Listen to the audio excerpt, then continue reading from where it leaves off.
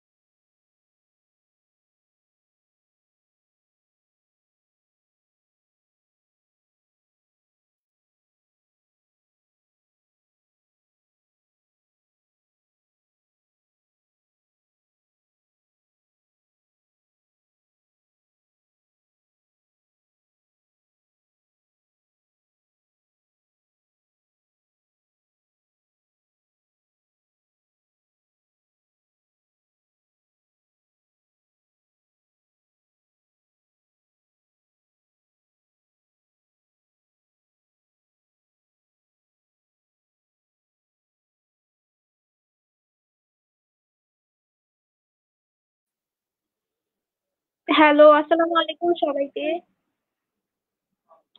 আমার কথা স্পষ্ট শোনা যাচ্ছে কিনা একটু প্লিজ জানাও। আমি আগেও অনেকক্ষণ কথা বলছি, কিন্তু কেউ আমার কথা শুনতে পায় না আসলে।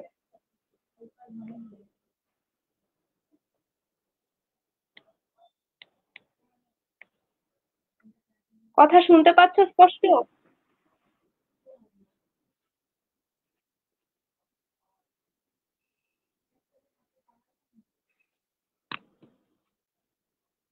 রাফসান বলতেছে শুনতেছি। আচ্ছা ঠিক আছে।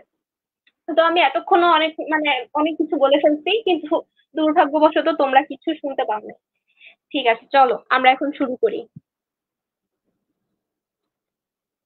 তো আজকে আমরা যেই টপিকটার উপরে ক্লাসটা নিব সেটা হচ্ছে বাংলা ফার্স্ট পেপার, এবং আলিম 25 ব্যাচের জন্য আসলে এই ক্লাসটা বা এই আয়োজন। তো আজকের ক্লাসে আমরা কি কি পড়বো দেখো। কথা বারবার রিপিট হচ্ছে আসলে, দাঁড়াও 1 মিনিট।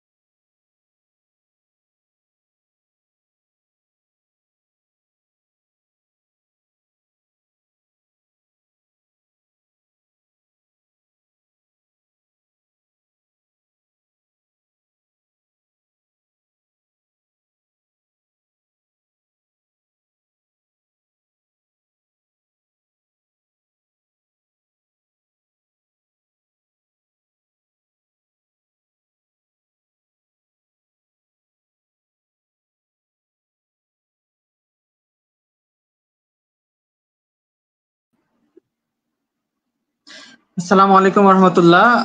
ব্যায়ামের যে হচ্ছে কানেকশনটা সেটা আবার একটু কেটে গেছে, ম্যামের কারেন্ট চলে গেছে। তো আমাদের যেহেতু স্ট্রিম ইয়ার্ডে এই ক্লাসগুলো হচ্ছে, তো এই জন্য আমি হচ্ছে এখানে যোগ হওয়ার সুযোগ পেয়েছি। সো আমি একটু কন্টিনিউ করি গ্রিটিংসটা। ম্যাম কারেন্ট চলে গেছে, উনি এমবি দিয়ে যতক্ষণে জয়েন করবে ওই ওই পর্যন্ত আমরা একটু কন্টিনিউ করি। হ্যাঁ, আচ্ছা। সো ক্লাসে আজকে আপনাদের সাথে মুহা ম্যামের প্রথম ক্লাস ছিল, কিন্তু প্রথম ক্লাসে এরকম একটা বিপর্যয় ঘটবে এটা আমরা আশা করি নাই, এক্সপেক্ট করি নাই। সো দেখেন, আমরা প্রথমে যে বিষয়গুলো আজকে ম্যাম আলোচনা করবে সেটা হচ্ছে 2025 সালে আপনাদের কালকের পরীক্ষার জন্য কি কি গদ্য পড়তে হবে সেটা একটু আমরা যদি দেখি। কারবালা প্রান্তর, অপরিচিতা, বিলাসী, আহ্বান আর হচ্ছে রেইনকোট। আমি ভালো আছি। আমরা চাচ্ছিলাম না আপনাদের সময়গুলো নষ্ট হোক। সো এই জন্য হচ্ছে আমি হচ্ছে যদিও বাইরে আমি এখনো আমার হলে যাই নাই। আমি হচ্ছে এখনো লালবাগ এরিয়াতে আছি। সো ওই জায়গাটাতেই হচ্ছে আমি আপনাদেরকে কন্টিনিউ করার ট্রাই করতেছি। তো এই এখন মোহ আপু হয়তোবা চলে আসছে, সো আমার আর কন্টিনিউ করার দরকার হচ্ছে না। তো উনি তাহলে বাকিরা কন্টিনিউ করুক, আমি তাহলে স্টপ হয়ে যাচ্ছি। আপুর কি আপু আমাকে শোনা যাচ্ছে? মোহ আপু আমাকে শোনা যাচ্ছে? হ্যাঁ, শুনতে পাচ্ছি। ওকে, সো আমি আমার তাহলে কথা শোনা বিদায় যাচ্ছে? নিচ্ছি। হ্যাঁ, ঠিক আছে, শোনা যাচ্ছে। আমি তাহলে বিদায় নিচ্ছি, যদিও ভাবছিলাম যে ম্যামের দেরি হবে, আমি একটু কন্টিনিউ করি। সো ম্যাম চলে আসছে, আমি এখানে আর কথা বলবো না। আসসালামু আলাইকুম। আচ্ছা দেখো, আমি খুবই সরি, আবারও সরি বলে নিতেছি যে তোমাদের হচ্ছে এখন আমি জানি খুব গুরুত্বপূর্ণ টাইম, কিন্তু আমার মানে অনিচ্ছা সত্ত্বেও এই ব্যাপারটা হইলো। আচ্ছা যাই হোক, আমি খুবই সরি ভাই। আচ্ছা দেখো, এখন আমাদের গদ্য কি কি আছে দেখো। গদ্য আছে, আমি সাজেশন এখানে 5টা দিছি যাতে তোমাদের হচ্ছে প্রিপারেশন নিতে ইজি হয় আর কি, কম পড়ায় তোমরা যাতে ভালো রেজাল্ট করতে পারো। দেখো, প্রথম যেই গদ্যটা আছে সেটা হচ্ছে কারবালা প্রান্তর, এরপরে অপরিচিতা, তারপরে বিলাসী, তারপর আহ্বান, এবং এরপরে আছে রেইনকোট। হ্যাঁ, 5টা গদ্য। এছাড়াও তোমাদের আছে 5টা পদ্য।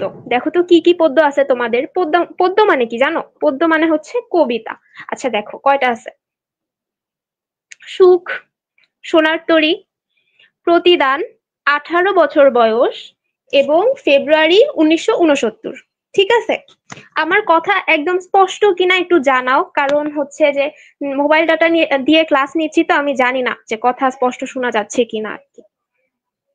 আচ্ছা ঠিক আছে, চলো দেখি এরপরে আমাদের কি আছে স্লাইডে। দেখো দেখো আহ জামশেদ বলতেছে আপুর ক্লাস তো সেই, থ্যাংক ইউ। আচ্ছা দেখো, দেখো সিকিউ ট্রিক্স আমরা প্রথমেই জেনে নেব যে সিকিউতে আমরা কি কি ট্রিক্স যদি ফলো করি তাহলে সবচেয়ে ভালো মার্ক আমরা তুলতে পারবো। কেমন? আর হচ্ছে আজকের ক্লাসে আমরা কি কি শিখবো, আমি হচ্ছে আগেও এটা বলছি, কিন্তু আহ, সংযোগ সমস্যার কারণে বা আমি জানি না কোথায় কি প্রবলেম হয়েছিল, আমার কথা শোনা যায় নাই। তো আজকের ক্লাসে আমরা পড়বো যে সিকিউ কিভাবে অ্যান্সার করলে সবচেয়ে ভালো মার্ক পাওয়া যায়, এবং হচ্ছে যে সিকিউতে কি কি ট্রিক্স ফলো করলে টিচারদের কাছে তোমার স্ক্রিপ্টটা, তোমাদের অ্যান্সার শিটটা বেশি আকর্ষণীয় হবে, হ্যাঁ তারা বেশি মার্ক দিবে। আচ্ছা দেখো, সিকিউ ট্রিক্স এর মধ্যে কি কি দিছি। নাম্বারের জন্য কি কি আসতে পারে দেখো। উদ্দীপকের সাথে গদ্য ও পদ্যের সাদৃশ্য, বৈসাদৃশ্য বা সম্পর্ক, এই দিকগুলো আসবে। যে বিশ্লেষণ করো, ব্যাখ্যা করো, হ্যাঁ সাদৃশ্য ব্যাখ্যা করো, বৈসাদৃশ্য ব্যাখ্যা করো, সম্পর্ক ব্যাখ্যা করো। সম্পর্ক যদি সম্পর্ক বলে তাহলে হচ্ছে তোমরা কি কি মিল পাও সেটা দেখাবা। সাদৃশ্য বললে তো বুঝোই, মিলই বুঝাইছে। বৈসাদৃশ্য মানে হচ্ছে কি কি অমিল আছে সেটা দেখাবা। উদ্দীপকের মধ্যে কোন বিষয়গুলা নাই যেগুলা গল্পতে উপস্থিত ছিল এরকম, বা কবিতা উপস্থিত ছিল, এটাই আর কি। তারপর কোন দিকটি ফুটে উঠেছে, ধরো একটা কাহিনী উদ্দীপকে দেওয়া, এবার ওই কাহিনীটা দেখে তোমার নির্দিষ্ট গল্পের বা কবিতার বা প্রবন্ধের কোন হচ্ছে নির্দিষ্ট ঘটনা বা কোন কথাটা মনে পড়ছে, এই দিকটাই হচ্ছে ফুটে ওঠা। হ্যাঁ, অনেক সময় প্রশ্ন করে না যে কোন দিকটি ফুটে উঠেছে, আমরা দেখবো সিকিউ যখন সলভ করব তখনও আমরা এই জিনিসটা দেখবো। আচ্ছা, এবার ঘতে কি কি আসতে পারে চলো দেখি। উক্তি মূল্যায়ন, বা বলতে পারে যে যথার্থতা যাচাই, বা হচ্ছে বলতে পারে বিশ্লেষণ করো। ওকে, আবার আসতে পারে যে একমত কিনা, এই একটা ধরন। আবার আসতে পারে কি দেখো, সমগ্র ভাব ধারণ করে কিনা, বা সমগ্র ভাব ধারণ করে কিনা তুমি কি মনে করো, ব্যাখ্যা করো। যদি এইরকম আসে, তোমরা প্রথমেই কি বলবা জানো?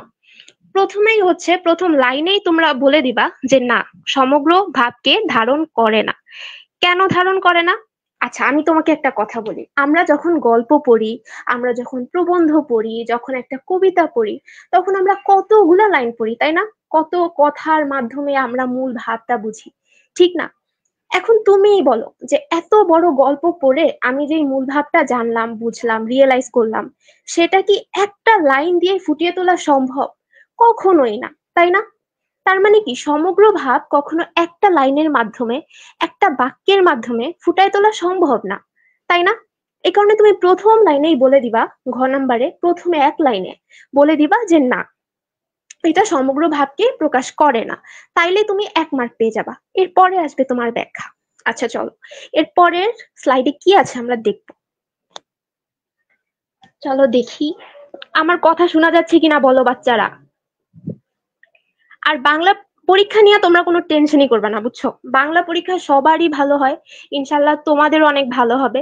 আর কোনো কারণে যদি একটু 19-20 হয়েও যায়, সেকেন্ড পেপার ভালো দেওয়ার চেষ্টা করবা, দেখবা যে ইনশাল্লাহ এ প্লাস চলে আসছে। আচ্ছা দেখো, এখন আমরা দেখব কারবালা প্রান্তর থেকে একটা হচ্ছে সিকিউ। দেখো কি দেওয়া আছে, আমরা পড়ি। দেখো, তোমরা হচ্ছে একটা কাজ করতে পারো, খাতা কলম নিয়ে বসতে পারো। আমি আগেও বলছি, আমি জানি না শুনছো কিনা, খাতা কলম নিয়ে বসবা। স্লাইডটা তোমাদের শেয়ার করা হবে, পিডিএফ শেয়ার করা হবে, কিন্তু তোমরা হচ্ছে খাতা কলম নিয়ে বসলে আমি ধরো এমন কিছু বলবো যেটা হয়তো তোমরা জানতা না আগে, যেমন ওই যে সমগ্র ভাবের ব্যাপারটা বললাম, খাতায় হালকা করে নোট করে নিলা, তাহলে কি হবে, তোমাদের মনে থাকবে জিনিসগুলা। শুনলে অনেক সময় মনে থাকে না, বুঝছো? দেখো, বাবরের ভারত সাম্রাজ্য মেনে নিতে পারেনি রাজপুতগণ। রাজপুত্রের মধ্যে তরুণ বীর রণবীর চৌহান সেই সম্রাট বাবরকে হত্যার উদ্দেশ্যে দিল্লির পথে পথে ঘুরতে থাকে। বাবরের এক মহত্বের ঘটনায় চৌহান মুগ্ধ হয় এবং অপরাধ স্বীকার করে শাস্তি প্রার্থনা করে। সমস্ত ঘটনা জেনে বাবর তাকে বুকে টেনে নেন এবং দেহরক্ষী নিযুক্ত করেন। এখন বলছে, উদ্দীপকের চৌহানকে দেহরক্ষী নিযুক্ত করার মাধ্যমে বাবরের চরিত্রে ইমাম হোসেনের কোন দিকটি ফুটে উঠেছে বলে তুমি মনে করো? এখন এই যে কোন দিকটি ফুটে উঠেছে, তোমাদেরকে আমি আগে সিকিউ সলভ করার আগে ভাবছিলাম এটা পরে বলবো, কিন্তু আমার মনে হচ্ছে যে আগে বলাটাই ভালো, কারণ আমরা তো আরো সিকিউ সলভ করব। তো প্রতিবার কথাগুলা বলা একটা প্যারা, তো আগে বলে দেই। তোমাদের প্রথম ক্লাসের প্রথম দিকে মনোযোগ অনেক বেশি থাকে, তোমরা মনোযোগ দিয়ে শুনবা। আচ্ছা দেখো, সিকিউ যখন তোমরা সলভ করবা, আমি আমি যখনই এরকম পরীক্ষার আগে স্পেশাল লাইভ ক্লাস নেই, তখন আমি প্রত্যেকটা ব্যাচকেই, দাখিলকেও বলছি, তোমাদেরকেও বলতেছি, র্যাপিড ব্যাচেও বারবার বলছি ওদেরকে। র্যাপিড ব্যাচের ক্লাস যারা করছে ওরা সবাই জানে। আচ্ছা, একজন বলছে ক খ কোথায়। আচ্ছা আমি বলতেছি, দেখো ক খ এর জন্য তোমরা হচ্ছে আহ আগের আলিম পরীক্ষায় তোমাদের মাদ্রাসা বোর্ডে যে প্রশ্নগুলো আছে, হ্যাঁ বোর্ড প্রশ্নগুলো, সেগুলো সলভ করবা। এরপরে বাইরে যে মানে বোর্ড প্রশ্ন বলতে যা বোঝায় আর কি, বোর্ড প্রশ্ন সলভ করবা, দেখবা যে মাঝে মাঝে কমন পড়ে যায়। এরপরে গুরুত্বপূর্ণ লাইনগুলা পড়বা, এবং র্যাপিড ব্যাচে যারা ছিল ওদেরকে আমি ক খ দিছি, তো এগুলাই পড়বা। এরপরেও যদি তোমাদের লাগে তাহলে হচ্ছে আমাদের বুলেটিন আছে 120 টাকা করে হয়তো, তো এটা তোমরা কিনতে পারো। তো তোমরা যদি বইটা ভালো মতো পড়ে থাকো, তোমাদের যদি বইয়ের উপর খুব ভালো একটা কনসেপ্ট থাকে, তাহলে কিছুই লাগবে না, বইটা রিভিশন দাও শেষ মুহূর্তে, বুঝছো? তাইলেই হবে। ইম্পর্টেন্ট লাইনগুলা বারবার রিভিশন দাও, তাইলেই হবে। আর হচ্ছে দাখিল না আলিম, আচ্ছা কি বলছো আমি বুঝি নাই, তোমার কমেন্টটা চলে গেছে সামনে থেকে। আচ্ছা, তো যেটা বলছিলাম যে সিকিউ লেখার নিয়মটা কি। সিকিউ ক আর খ তোমরা এক পৃষ্ঠায় লিখবা, কটা এক লাইনে লিখবা, খটা হচ্ছে 2টা প্যারায় লিখবা। প্রথম প্যারায় জ্ঞানমূলক জ্ঞানমূলক অংশটা লিখবা, একটা লাইনে লিখবা। দ্বিতীয় প্যারায় তুমি ব্যাখ্যা করবা। ধরো অনেক সময় আসে না যে এটা বলতে কি বুঝো, তো প্রথমে এক লাইনে তুমি বলে দিবা যে জিনিসটা কি, তারপরে তুমি 2-3 লাইনে ব্যাখ্যা করবা, গেল এক পেজে ক খ। গ এর জন্য 3টা প্যারায় লিখবা। প্রথম প্যারায় একদম জ্ঞানমূলক অংশটা লিখবা। দ্বিতীয় প্যারায় কি করবা বলতো, দ্বিতীয় প্যারায় হচ্ছে ব্যাখ্যা করবা উদ্দীপকের সাথে মিল রেখে। তৃতীয় প্যারায় যে গল্প বা হচ্ছে কি বলে এটাকে, উপন্যাস তো তোমাদের নাই, গল্প বা হচ্ছে কবিতা বা প্রবন্ধের সাথে মিল আছে সেইটা থেকে কিছু লাইন আনবা, কিছু বিষয় তুলে ধরবা, মানে মিলাই ব্যাখ্যা করবা আর কি, এটাই। আর ঘ যখন অ্যান্সার করবা, এখন অনেকে প্রশ্ন করে যে আপু গ কয় পেজ লিখবো? হ্যাঁ, এটাও একটা গুরুত্বপূর্ণ প্রশ্ন। কিন্তু দেখো, এক একজনের হ্যান্ড রাইটিং তো এক এক ধরনের, তাই না? কেউ একটু বড় ফ্রন্টে লেখে, কেউ একটু ছোট ফ্রন্টে লিখে। তো আমি আমি লিখতাম হচ্ছে আহ 2 পেজ লিখতাম, হ্যাঁ, বা সময় না থাকলে 1.5 পেজ লিখতাম এরকম। তো তোমরা মিনিমাম 1.5 পেজ লিখবা, যেহেতু আলিম না তোমাদের এইচএসসি বা আলিম, তো 2 পেজ লিখলে ভালো হয়। কিন্তু অনেকের হ্যান্ডরাইটিং যদি স্লো হয়ে থাকে তাহলে এক পেজ লিখতে পারো। আর কথা হচ্ছে কি, 1 পেজ না, সরি, 1.5 পেজ লিখতে পারো। তোমরা ওই যে 3টা প্যারার মধ্যে না গ্যাপ দিবা, তাইলে দেখতে সুন্দর লাগবে, পেজও বাড়বে, বুঝছো? লেখাটা গুছালো লাগবে। একটা প্যারা লেখার পরে 2 লাইন সমপরিমাণ ফাঁকা রাখবা, দেখবা যে লেখাগুলো একদম গোছালো মনে হচ্ছে। এরপর ঘতে কি করবা? ঘ লিখবা 4 প্যারায়। প্রথম প্যারায় জ্ঞানমূলক, দ্বিতীয় প্যারায় ব্যাখ্যা করবা ছোট করে, অনুধাবনের মতো করে 2-3 লাইনে। তৃতীয় প্যারায় কি করবা? উদ্দীপকের যে জিনিসটা আর কি মানে তুমি ব্যাখ্যা করতে চাও, বা যথার্থতা ব্যাখ্যা করতে তোমার যেটুক লাগবে সেটুক লিখবা। তারপরের প্যারায়, মানে তৃতীয় প্যারায় উদ্দীপক আর ওই নির্দিষ্ট গল্প বা উপন্যাস বা হচ্ছে উপন্যাস তো নাই, আমি বারবার বলে ফেলতেছি কারণ আমার অ্যান্সার করা লাগছে। আচ্ছা, গল্প বা হচ্ছে কবিতা বা প্রবন্ধ থেকে যে মিলগুলো আছে সেগুলা লিখবা। তৃতীয় চতুর্থ প্যারায় বলে দিবা যে হ্যাঁ, এই দিকটা হচ্ছে যথার্থ। আর প্রথম লাইনে তুমি যদি সরাসরি কোন দিকটা ফুটে উঠেছে, কোন বৈসাদৃশ্যগুলো আছে, বা হচ্ছে ওই যে সমগ্র ভাব ফুটে উঠেছে কিনা, এগুলো যদি 1 লাইনে ব্যাখ্যা করতে পারো যে না, সমগ্র ভাব ফুটে উঠে নাই, বা হ্যাঁ যথার্থ, বা যথার্থ নয়, এমন করে যদি সাজায় প্রথম লাইনটা লিখতে পারো, এর জন্য তুমি 1 পাবা। সৃজনশীলের নিয়মই এমন যে ধাপে ধাপে নাম্বার। আর ঘ নাম্বার কয় পেজে লিখবা? গ এর থেকে একটু বড় লিখবা এবার, কারণ গতে 3 মার্ক, ঘতে 4 মার্ক। তো অবশ্যই টিচার এক্সপেক্ট করেন যে তোমার ঘয়ের উত্তরটা একটু বড় হবে। তো এটাই হচ্ছে বেসিক কথা। এখন বড় কেমন? ধরো গ যদি তুমি 1.5 পেজ দাও, ঘ দিবা হচ্ছে 2 পেজ। গ যদি 2 পেজ দাও, ঘ দিবা 2.5 পেজ বা 3 পেজ। এখন খুব বড় লিখতে যায় লাস্টের দিকে যদি সময় না পাও, তাইলে কিন্তু হবে না। যেমনেই হোক সব অ্যান্সার করে তারপর হল থেকে বের হবা, বুঝছো? প্রশ্ন বাদ রেখে আসবা না। তো এটাই হচ্ছে কথা। এখন এখন দেখো, স্লাইডের অনিচ্ছাকৃত মিস্টেক, আচ্ছা ভুল কোথায় হয়েছে? রাজপুতগণ। আচ্ছা দেখো, তোমরা এখন এখন তোমরা আমাকে বলবা, আমরা এই যে সিকিউটা সলভ করব, তোমরা তো অনেক পড়াশোনা করছো, সামনে পরীক্ষা, তোমাদের টাইম নাই হাতে। এখন দেখো, ক খ 1 পেজ, গ 1 পেজ, ঘ 1.5 পেজ, হ্যাঁ লিখতে পারো। আর আমি একটু বড় করেই লিখতাম, মানে আমি নিজেও রিকমেন্ড করব যে তোমরা গটা 1.5 পেজ লিখো, ঘটা 2 পেজ লিখো। কারণ আমিও এরকমই লিখতাম, গ হচ্ছে 2 পেজ লিখতাম, ঘ 3 পেজ লিখতাম, বা 2.5 পেজ লিখতাম। এখন তোমরা মিনিমাম 1.5 পেজ লিখো গটা, কারণ 3 মার্ক যেহেতু, আর ঘটা 2 পেজ লিখো এরকম। আর ক খ 1 পেজ। আচ্ছা দেখো, উদ্দীপকের চৌহানকে দেহরক্ষী নিযুক্ত করার মাধ্যমে বাবরের চরিত্রে ইমাম হোসেনের কোন দিকটি ফুটে উঠেছে বলে তুমি মনে করো? কোন দিকটা ফুটে উঠেছে? তোমরা প্রথম একদম 1 লাইনে উত্তর দিয়ে দিবা। এখন তোমাদের কাছে আমার প্রশ্ন, বলো কোন দিকটা ফুটে উঠেছে, আমি তোমাদের থেকে উত্তর নিব। দাও বাচ্চারা, উত্তর দাও, দেখি ক্লাসে মনোযোগ আছে কিনা। উত্তর দিতে থাকো। ঘ নাম্বারে কি প্রশ্ন আছে আমি পড়তে থাকি। উদ্দীপকের মূল ভাব কারবালার প্রান্তর গল্পের সমগ্র ভাবকে ধারণ করে কি? তোমার মতামত দাও। দেখছো, আবার সমগ্র ভাব চলে আসছে। সমগ্র ভাবকে ধারণ করে কিনা এ ধরনের যদি প্রশ্ন থাকে, তাহলে আমি কি বলতে বলছি বলো তো? প্রথমেই বলবা যে না, সমগ্র ভাবকে ধারণ করে না, বাস। মহানুভবতা, হ্যাঁ দেখছো, ও কিন্তু সঠিক উত্তর দিচ্ছে। এই জিনিসটা তোমরা প্রথমে 1 লাইনে হচ্ছে উল্লেখ করে দিবা। যুদ্ধনীতি, হ্যাঁ তোমরা এই এই যে সিকিউ আছে না, সিকিউর জিনিসটাই হচ্ছে যে তোমরা ক্রিয়েটিভ ওয়েতে চিন্তা করবা, বুঝছো?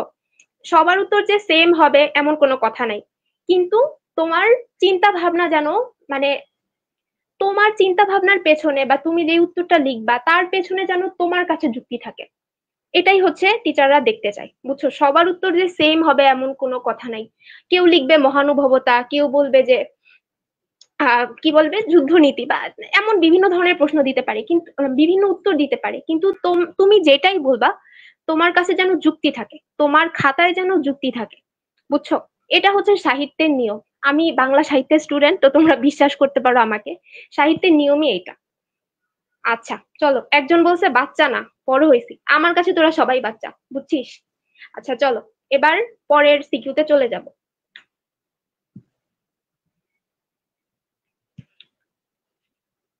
ক্ষমার দিক, দেখছো আরেকজন বলছে ক্ষমার দিক। হ্যাঁ, তো তোমরা হচ্ছে জিনিসগুলো চিন্তা করবা, মহৎ দয়ার কথা, বলতে পারো মহানুভবতার কথা। হ্যাঁ, আচ্ছা ঠিক আছে।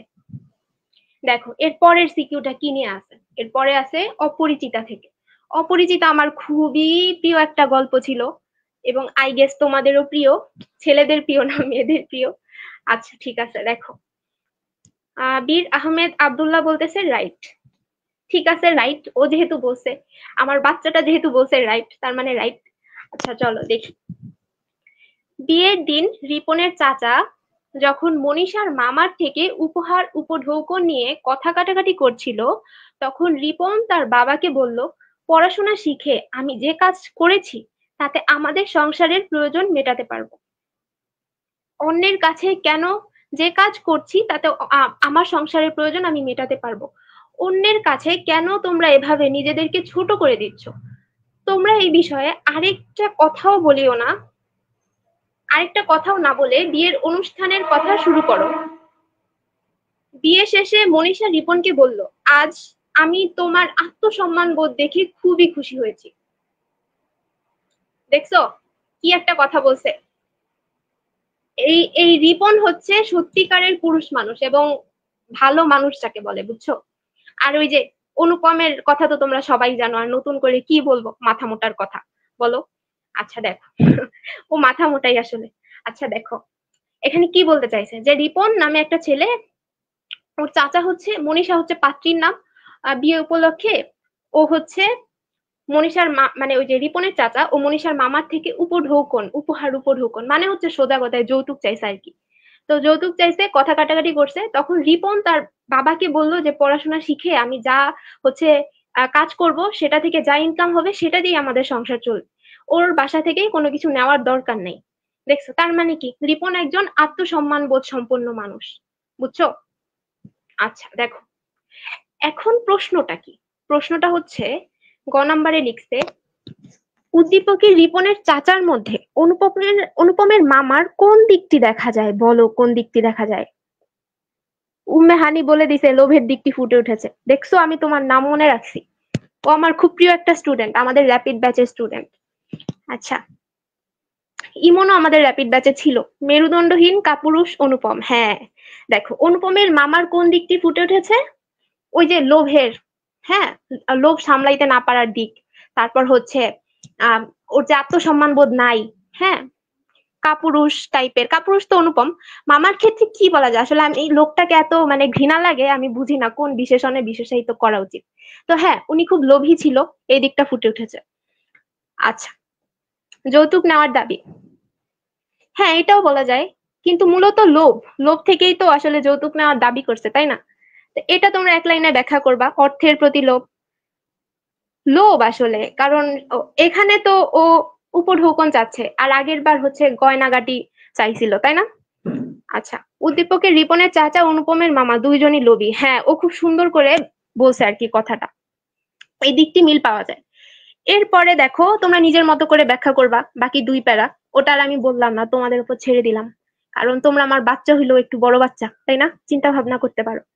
দেখো ঘ নাম্বারে কি আছে, যে উদ্দীপকের মনীষা এবং অপরিচিতা গল্পের হচ্ছে কল্যাণী উভয়ের প্রেক্ষাপট ও পরিণতি ভিন্ন, বিশ্লেষণ করো। এবার বলো, পরিণতি কি ভিন্ন না? অনুপম তো কোনো কথাই বলতে পারেনি, রিপন তো কথা বলছে, ও বলছে, ও মুখ খুলছে না, ও একদম সত্যিকারের পুরুষ মানুষের মতন কথা বলছে, যে আমি যা ইনকাম করি সেটা দিয়ে আমি চালাইতে পারবো, ওদের বাসা থেকে কিছু নেওয়ার দরকার নাই। কিন্তু কল্যাণীর ক্ষেত্রে কল্যাণীর গা থেকে গহনা খুলে যখন হচ্ছে শ্যাকরার কাছে দিয়ে ওই লোক পরীক্ষা করতেছিল অনুপমের মামা, যে গয়নায় কোনো ভেজাল আছে কিনা, তখন কি অনুপম কোনো কথা বলতে পারছে? পারে নাই তো, মনে আছে? অনেক খুশি হয়েছি ম্যাম, আপনার ক্লাস আমি অনেক পছন্দ করি। থ্যাংক ইউ, আমিও তোমার তোমার কথা বা তোমার কমেন্ট, তোমার রেসপন্স, হ্যাঁ ক্লাসে প্রতিদিন অ্যাটেন্ড করো, এই বিষয়গুলো অনেক পছন্দ করি। তুমি আমার অনেক প্রিয় একজন স্টুডেন্ট। আচ্ছা দেখো, তারপরে আমি যেটা বললাম, হ্যাঁ এই দিকগুলা তো আম, মানে উদ্দীপকের সাথে গল্পের সাথে মিলে না, তাই না? আর এইখানে ও হচ্ছে আত্মমর্যাদা সম্পন্ন মানুষ। হ্যাঁ, কিন্তু গল্পের মধ্যে অনুপমের কি ছিল? একটা মেরুদণ্ডহীন কাপুরুষ। ও হচ্ছে ওর মামার কথার উপরে কথা বলতে পারে নাই। হ্যাঁ, নিজের স্ত্রীর হয়ে লড়াই করতে পারে নাই।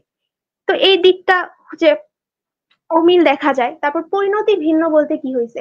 এখানে শেষ পর্যন্ত বিয়েটা হয়েছিল, কিন্তু অপরিচিতা গল্পে কি বিয়ে কমপ্লিট হয়েছে বলো? হয় নাই।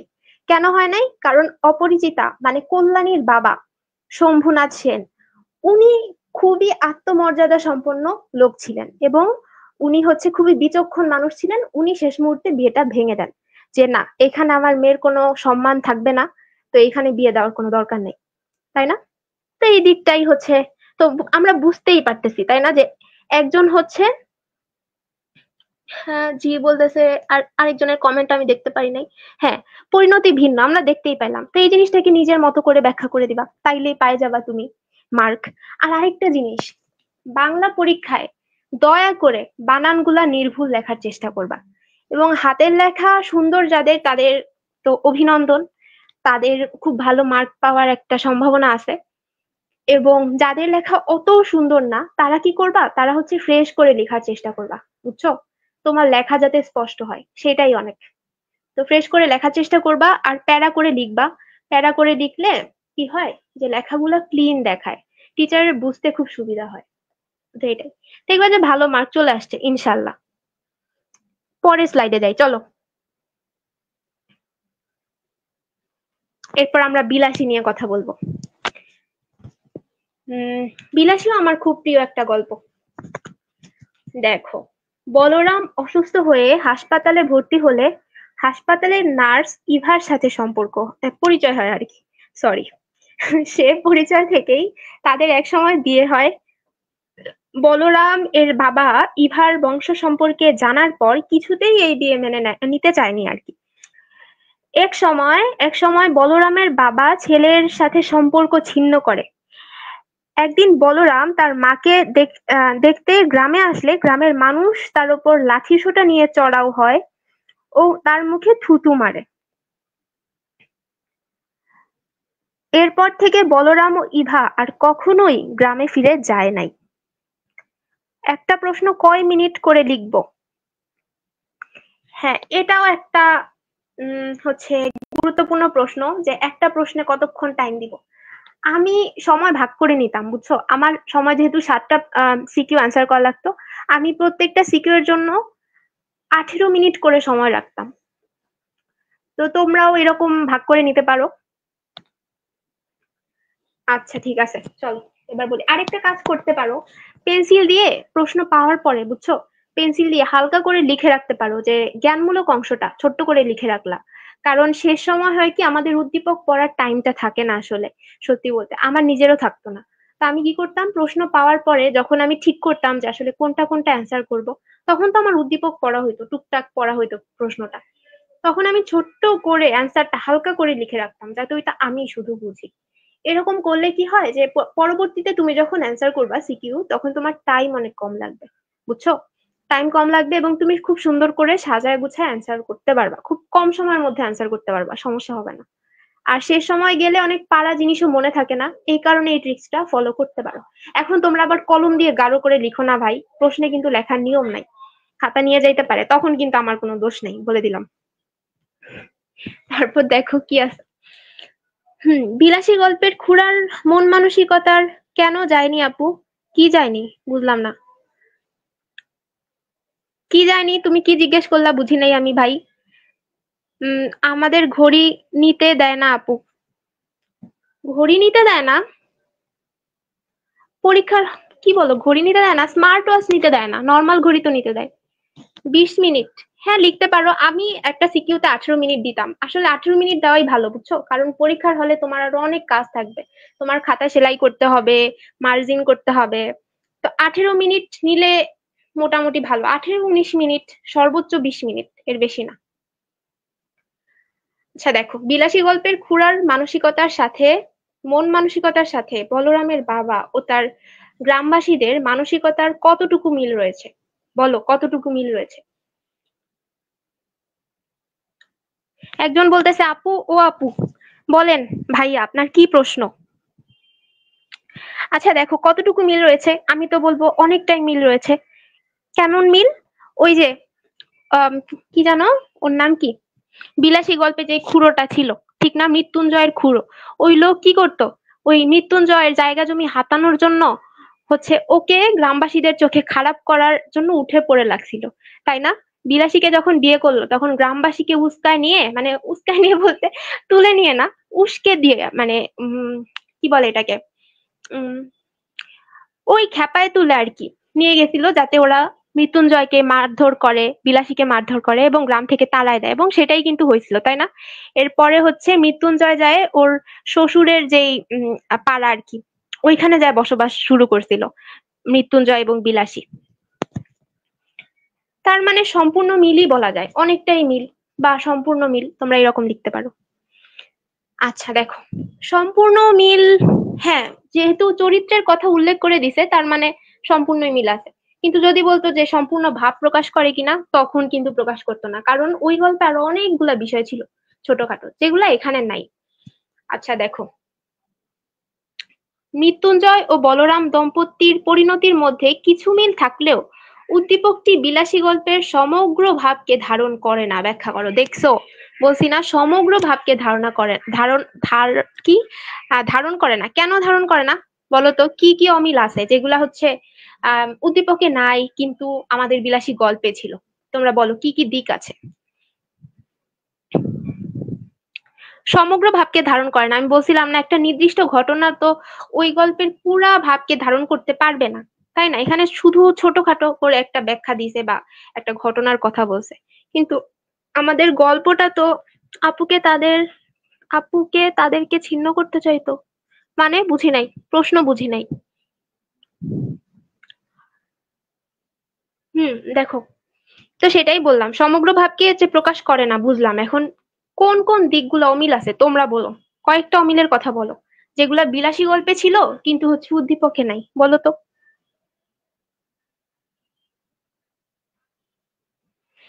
আচ্ছা আমি বলি, দেখো, মৃত্যুঞ্জয় কিন্তু খুব দয়ালু টাইপের একটা মানুষ ছিল, তাই না? ওই যে ন্যাড়া, মানে গল্পটা যার বয়ানে বর্ণিত, ও কিন্তু বলছিল যে মৃত্যুঞ্জয়, যেহেতু ওর ফ্যামিলির কেউ ছিল না, ওর মোটামুটি ভালোই টাকা পয়সা ছিল টুকটাক, তো ও হচ্ছে বেশ কাইন্ড ছিল, কাইন্ড মানে তো বুঝোই, মানে দয়ালু ছিল আর কি। ওই পোলাপানকে আর কি মাঝে মাঝে ট্রিট দিত, আমাদের ভাষায় ট্রিট, বুঝছো, মানে ওই খাওয়াইতো আর কি, এটা ওটা। তারপরে হচ্ছে খুব অতিথি পরায়ণ ছিল ন্যাড়া, যখন এবং খুব কৃতজ্ঞ ছিল না ন্যাড়া। উম, হচ্ছে যখন গ্রামবাসীরা মৃত্যুঞ্জয় এবং বিলাসীর ওপর হামলা করছিল, ওদের মারপিট করছিল, গ্রাম থেকে তাড়ায় দিছিল, তখন তখন কিন্তু এই যে যেই লেখক ন্যাড়া, উনি কিন্তু হচ্ছে বিলাসীকে একটু প্রোটেক্ট করার চেষ্টা করছিল না। এই জিনিসগুলা বিলাসী মনে রাখছে পরবর্তীতে, এবং ওর কথাবার্তা, ও বারবার হচ্ছে কৃতজ্ঞতা প্রকাশ করছে ন্যাড়ার কাছে, এবং হচ্ছে বারবার ধন্যবাদ দিছে, তাই না?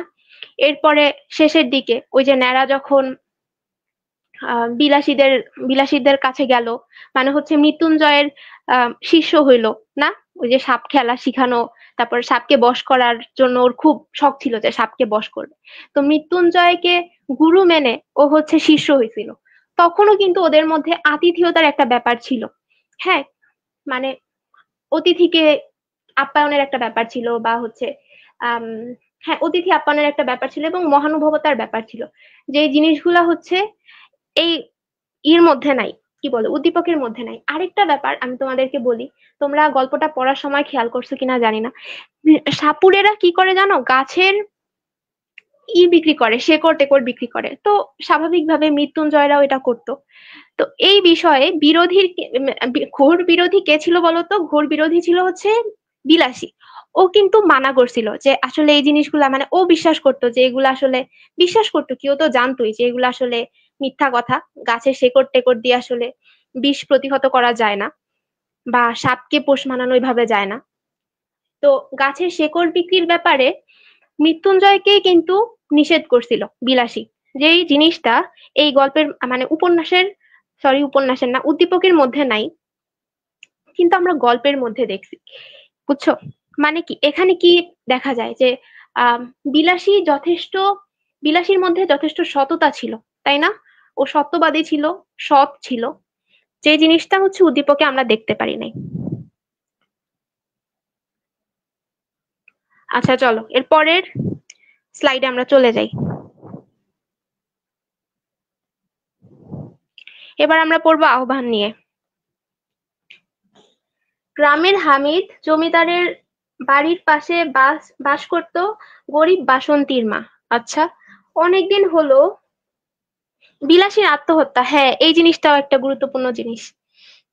হ্যাঁ এটাও তোমরা উল্লেখ করতে পারো যে সমগ্র ভাবকে ধারণ করে নাই তার মধ্যে।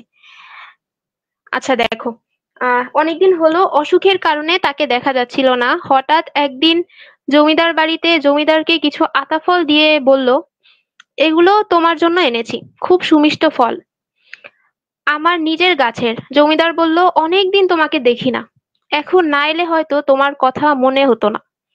আচ্ছা, আমরা বুঝতেই পারতেছি এটার সাথে আহ্বান গল্পের সম্পর্ক আছে, তাই না? দেখো, উদ্দীপকে হামিদ জমিদারের বক্তব্য, আহ আহ্বান গল্পের কোন দিকটি প্রতিফলিত হয়েছে? আপু মাথার উপর দিয়ে যাইতেছে, এক জায়গায় পড়লে আরেক জায়গায় ভুলে যাই, আমার জন্য করণীয় কি? আচ্ছা তুমি স্ট্রেস নিও না, আস্তে আস্তে পড়তে থাকো, যেটা তো বললাম আমি প্রথমেই যে বাংলা পরীক্ষা সবারই ভালো হয়, তুমিও পারবা, স্ট্রেস নিও না, আস্তে আস্তে পড়তে থাকো আর কি, শেষ হয়ে যাবে, সমস্যা নেই। উম আচ্ছা দেখো, উদ্দীপকের হামিদ জমিদারের বক্তব্য আহ্বান গল্পের কোন দিকটি প্রতিফলিত হয়েছে ব্যাখ্যা করো। তোমরা বলতে পারবা যে এই যে হামিদ জমিদারের বক্তব্য কি ছিল? যে অনেকদিন তোমাকে দেখি না, এখন না এলে হয়তো তোমার কথা মনেই হতো না। তো এই বক্তব্যে আহ্বান গল্পের কোন দিকটি প্রতিফলিত হয়েছে বলো তো? স্নেহ ভালোবাসার।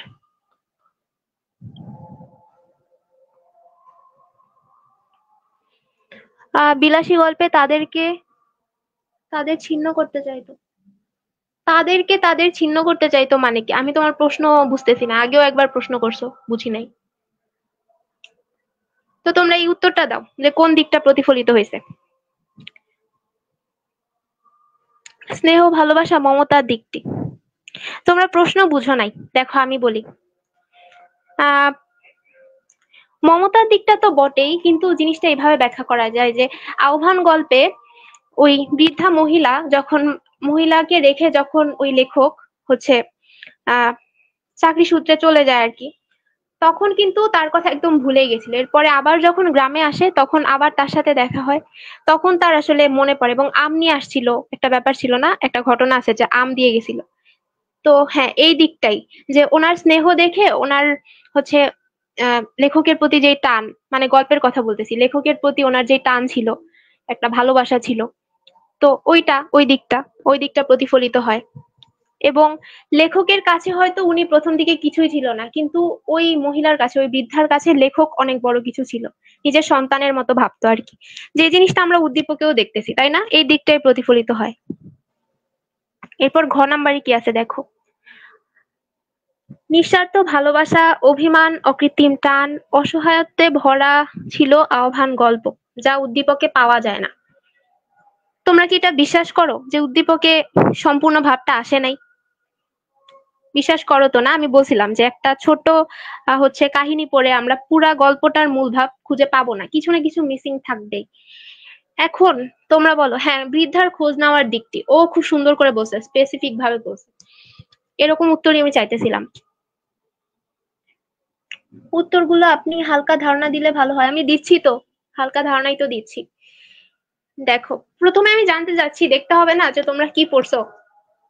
এখন পরীক্ষার আগের দিন তো সব গেলানো যায় না। আপু, আপনি যে প্রশ্ন বুঝিয়ে দিচ্ছেন এগুলোর মধ্যে থেকে আসবে? হ্যাঁ, ইনশাল্লাহ আসবে, বিশ্বাস রাখতে পারো, ইনশাল্লাহ আসবে, কমন পড়বে।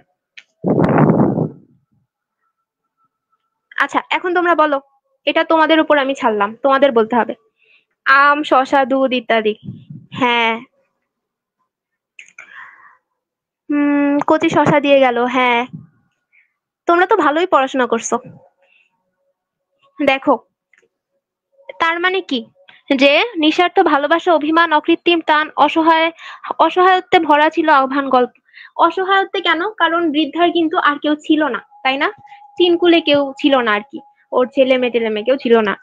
তো ও লেখককে একদম নিজের ছেলের মতো ভাবতো, যে জিনিসগুলা এখানে পুরোপুরি স্পষ্ট না, তাই না? বাসন্তীর মার আদৌ কেউ ছিল কিনা, আত্মীয় স্বজন ছিল কিনা, ছেলে মেয়ে ছিল কিনা, সেগুলো এখানে বলা হয় নাই। বাসন্তীর মা, তার মানে বোঝা যাইতেছে ওনার একটা মেয়ে ছিল যে বাসন্তী।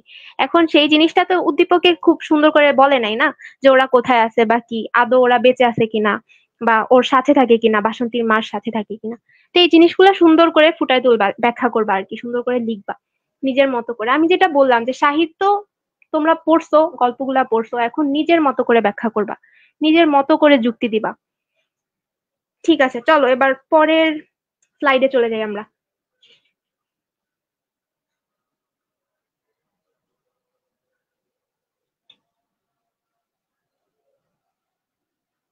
আমার কথা কি স্পষ্ট শোনা যাচ্ছে রে? মানে আমার ভয়ই লাগে যে তোমরা আদৌ শুনতেছো কিনা আমার কথা, নাকি আমি একাই বকবক করে যাচ্ছি। নিঃস্বার্থ ভালোবাসা প্রকাশ পায়। কাফনের কাপড় কেনার কথা। হ্যাঁ, তোমাদের এই যে দেখছো, এক একজনের মাথা থেকে এক একজন এক এক ধরনের আইডিয়া বের হচ্ছে। আপু, ক খ এগুলো দেখাবেন না? ক খ তো ভাইয়া, ক খ, ক খ এর জন্য যেটা বলছি যে বোর্ড ফলো করো, কারণ এখন 1 ঘন্টা 1.5 ঘন্টা 2 ঘন্টার একটা ক্লাসে সব নিয়ে তো আমি ব্যাখ্যা করতে পারবো না। ক খ, তারপর বহু নির্বাচনী প্রশ্ন, এগুলা তোমাদের সলভ করতে হবে।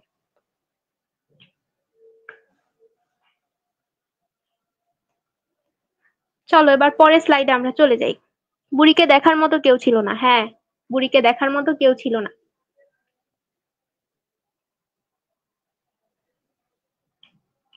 এরপরে আমরা পড়বো হচ্ছে রেইনকোট। চলো পড়ি। সালমা একজন সাধারণ গৃহিণী, বুঝলাম। সারাদিন সংসার নিয়ে ব্যস্ত থাকে। দেশের রাজনীতি অর্থনীতি নিয়ে সে কোনোদিন ভাবেনি। হঠাৎ করে মুক্তিযুদ্ধ শুরু হলে পাক বাহিনী তাদের গ্রামেও আক্রমণ চালায়। সালমার শেষ সময় মুক্তিযোদ্ধা স্বামীর সাথে রেখে যাওয়া একটি রাইফেল হাতে নিয়ে মুক্তিযোদ্ধাদের সাথে যোগদান করে এবং অনেক নারীকে যুদ্ধের প্রশিক্ষণ দেয়। আচ্ছা, কিন্তু একটি সমরে, সমর মানে কি, যুদ্ধ, সম্মুখ যুদ্ধে আর কি, সে পাকিস্তানের হাতে ধরা পড়ে। বুঝলাম। শত নির্যাতনের মুখে ও সালমা কোনো মুক্তিযোদ্ধার নাম ঠিকানা প্রকাশ না করায় মৃত্যুকে আলিঙ্গন করতে হয় তার। আচ্ছা, এই উদ্দীপকটা হচ্ছে একজন সাধারণ গৃহিণীকে নিয়ে, যার নাম ছিল সালমা। সে সারাক্ষণ সংসারের কাজ করত, বাসার কাজ করতো, মানে যেমন হয় আর কি, স্বাভাবিকভাবে যেমন হয়। দেশের রাজনীতি অর্থনীতি সম্পর্কে তার তেমন ধারণা ছিল না। তো হঠাৎ করে যখন মুক্তিযুদ্ধ শুরু হয় এবং পাক বাহিনী যখন গ্রামেও আক্রমণ চালায়, সালমা তখন কি করে, যে তার মুক্তিযোদ্ধা স্বামীর, তার মানে তার স্বামীও মুক্তিযোদ্ধা ছিল, আমরা বুঝতেছি, মুক্তিযোদ্ধা স্বামীর রেখে যাওয়া রাইফেল নিয়ে সেও যুদ্ধে যোগদান করে এবং মেয়েদের প্রশিক্ষণ দেয় যুদ্ধে। এবং আহ যখন হচ্ছে সালমা সালমা যখন হচ্ছে ই করে, বলে, মুক্তিযোদ্ধা পাক বাহিনীর হাতে ধরা পড়ে, তখনও কিন্তু সে অত্যাচারের মুখে, শত অত্যাচার সহ্য করেও হচ্ছে মুক্তিযোদ্ধাদের নাম ঠিকানা প্রকাশ করে নাই। মিন্টুর দুলাভাই মিন্টুর রেইনকোট পরার দিকটি নির্দেশ করে। আচ্ছা দেখি, সালমার রাইফেল নেওয়া রেইনকোট গল্পের কোন দিকটি নির্দেশ করে? বাহ, তোমরা তো এক একজন জোস, বুঝছো। তোমরা আসলেই জোস, তোমরা দেখছো প্রশ্ন করার আগে বলে ফেলছো। তোমার নামটা আমি দেখি নাই, কিন্তু তুমি ভালো বলছো। সালমার রাইফেল হাতে নেওয়া রেইনকোট গল্পের ওই যে মুক্তিযোদ্ধা মিন্টুর দুলা ভাই, মানে লেখক, তার যে রেইনকোট পরাটা, মিন্টুর রেইনকোট পরা, সেই জিনিসটাকে নির্দেশ করে। ঠিক আছে, এরপরে তোমরা নিজের মতো করে ব্যাখ্যা করবা যে রেইনকোট কি ছিল। রেইনকোট ছিল দেশপ্রেমের প্রতীক, তাই না? দেশপ্রেমের প্রতীক, সাহসিকতার প্রতীক, এবং মুক্তিযোদ্ধাদের যেই সংকল্প এবং মুক্তিযোদ্ধাদের যেই দৃঢ় মনোভাব, সেই জিনিসটাকে ধারণ করে হচ্ছে রেইনকোট। ঠিক একইভাবে এই রাইফেলটা কি করে? রাইফেলটা হচ্ছে দেশপ্রেমের প্রতীক। এখানে উদ্দীপকের রাইফেলটা হচ্ছে দেশপ্রেমের প্রতীক, যেটা হচ্ছে সালমার স্বামীর ছিল। সালমার স্বামী একজন মুক্তিযোদ্ধা ছিল। তো এটাই মানে হচ্ছে, রেইনকোট পরার পরে ওই নুরুল হুদার মধ্যে যেমন দেশপ্রেমের ভাব চলে আসছিল এবং দেশের প্রতি একটা টান কাজ করতেছিল, ঠিক তেমনি সালমার রাইফেল নেওয়ার বিষয়টাই একই জিনিস নির্দেশ করে। বুঝতে পারছো? আচ্ছা, সালমা ও রেইনকোট গল্পে নুরুল হুদার চেতনা এক ও অভিন্ন মূল্যায়ন করো। কথাটা সত্যি, কারণ সালমার মধ্যেও দেশপ্রেম ছিল এবং সে খুবই সাহসী হয়ে উঠছিল। এবং লাস্টে কি হয়েছে দেখো, যে সে যখন পাক বাহিনীর হাতে ধরাও পড়লো, তখন শত অত্যাচারের মুখেও সে মুক্তিযোদ্ধাদের নাম ঠিকানা প্রকাশ করে নাই। নুরুল হুদার ক্ষেত্রে কিন্তু সেম জিনিসটা হয়েছিল। নুরুল হুদা কি করছিল? রেইনকোট পরছিল। মুক্তিযোদ্ধার রেইনকোট পরা মানেই সে আসলে মুক্তিযোদ্ধাদের যে ধ্যান ধারণা, যে চিন্তা ভাবনা, দেশপ্রেম, সেই জিনিসটাকে নিজের মধ্যে ধারণ করছে। এরপরে সে যখন হচ্ছে আহ কি বলে, ওই যে পাক বাহিনীদের হাতে ধরা পড়ছিল, বা পাক বাহিনীরা যখন তাকে মানে কি বলে, জেরা করতেছিল, সপাং সপাং করে বেত মারতেছিল, তাই না? তো তখন কিন্তু তার মনে হচ্ছিল যে এই বৃষ্টির ফোঁটা পড়তেছে রেইনকোটের ওপরে, বা হচ্ছে এই জিনিসটা একটা প্রতীকী অর্থে ব্যবহার করছে, বুঝছো? যে ওর কাছে এগুলো কিছুই না, তার মনে হচ্ছিল যে এইসব মানে অত্যাচার তার কাছে কিছুই না। সে দেশের জন্য এগুলা সহ্য করতেই পারে, কোনো ব্যাপার না। এবং শত অত্যাচারের মুখেও সে একজন মুক্তিযোদ্ধার নামও কিন্তু বলে নাই। গল্পের প্রথমে আমাদের মনে হয় যে নুরুল হুদা খুবই ভীতু টাইপের একটা মানুষ, সে হয়তো যুদ্ধে অংশগ্রহণের ব্যাপারে হচ্ছে তার কোনো মতামত নাই, মানে মতামত নাই বলতে সম্মতি নাই আসলে তার। কিন্তু পরে যে আমরা কি দেখি, যে উনি কিন্তু মুক্তিযোদ্ধাদেরকে খবর সরবরাহ করতো, বুঝছো? বিভিন্ন ইনফরমেশন দিত। এভাবে উনি যুদ্ধে অবদান রাখতো আর কি। লাস্টের দিকে যখন পাক বাহিনীর কাছে ধরাও পড়ে, তখনও কিন্তু একজন মুক্তিযোদ্ধার নাম ঠিকানাও তিনি বলেন নাই, তাই না? এখানেও একটা দেশপ্রেম ফুটে ওঠে। অর্থাৎ আমরা কি বলতে পারি, যে সালমা এবং রেইনকোট গল্পের নুরুল হুদাকে চেতনা হুদার চেতনা ও চেতনা এক ও অভিন্ন। ঠিক আছে, গেল। এরপরে কি প্রশ্ন আসতে পারে? রেইনকোট পরে আসলে কমেন্ট গুলো খুব দ্রুত পাস হয়ে যায়, বুঝছো? এই কারণে আমি পড়তেও পারি না। বড় কমেন্ট হলে আমি পড়তে পারি না আসলে। রেইনকোট পরে হুদা নিজেকে যোদ্ধা হিসেবে ভাবতেছিল, নিজেকে ও এরকম ভাব দেখা দিয়েছিল তার মধ্যে। হ্যাঁ, ওই যেটা বললাম, দেশপ্রেম দেখা দিচ্ছিল আর কি। নিজেকে তিনিও একজন যোদ্ধা, এবং তিনি আসলে একজন যোদ্ধা, কারণ মুক্তিযুদ্ধে এক একজন মানুষ এক এক ভাবে অবদান রাখছে। তো সেও হচ্ছে ইনফরমেশন দিত মুক্তিযোদ্ধাদের, এবং এই ইনফরমেশনকে কাজে লাগায় তারা যুদ্ধে অংশগ্রহণ করতে, এবং তারা বুঝতো যে কখন কিভাবে আক্রমণটা করলে সেটা ফলপ্রসূ হবে। শাফিউল্লাহ বলতেছে আমার কমেন্ট কি যাচ্ছে না? আপনার কমেন্ট খেয়াল করি নাই গেছে গেছে কিনা। আসলে হয় কি, যে অনেকেই তো তোমরা কমেন্ট করতেছো, সবার কমেন্ট আসলে পড়তে গেলে আমি ক্লাস কখন নিব বলো? আচ্ছা, উদ্দীপকটি রেইনকোট গল্পে সমগ্র ভাবকে ধারণ করেছে কিনা? সমগ্র ভাবকে ধারণ করেছে, সমগ্র ভাবকে আসলে ধারণ করে নাই। কেন করে নাই আমি বলি। রেইনকোট গল্পে পাকিস্তানি বাহিনীর কিন্তু হিংস্রতার কিছু নিদর্শন ছিল, ওই যে মসজিদের ইমামকে হত্যা করা, তারপরে গ্রাম জ্বালায় দেওয়া। হ্যাঁ, এই বিষয়গুলো ছিল, আরো বেশ কিছু বিষয় ছিল যেগুলো হচ্ছে এইখানে ফুটে উঠে নাই। তারপর রাজাকারদের একটা মানে ঘটনাগুলা ছিল। তারপরে ওই যে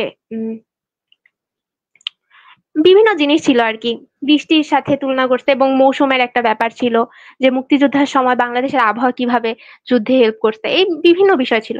তো যেই জিনিসগুলো উদ্দীপকে এতটুকু মানে 4-5 লাইনের মধ্যে ব্যাখ্যা করা হয় নাই বা ব্যাখ্যা করা সম্ভব হয় নাই। তো এটাই আর কি, তোমরা সুন্দর করে লিখবা।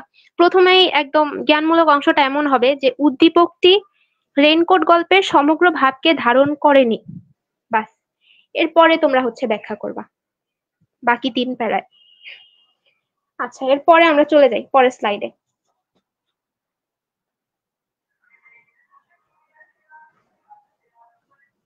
লাভ ফ্রম সাতক্ষীরা, বাহ, মানে ভেবেই ভাল লাগতেছে যে সাতক্ষীরা থেকে কেউ আমাকে শুনতেছে। আচ্ছা, এখন আমরা সুখ গল্প থেকে, কবিতা থেকে পড়বো সিকিউ। দেখো, পৃথিবীতে 2 ধরনের মানুষ আছে। এক ধরনের মানুষ কাজে আত্মনিয়োগ করে, কাজ তাদেরকে আনন্দ বা সুখ দেয়।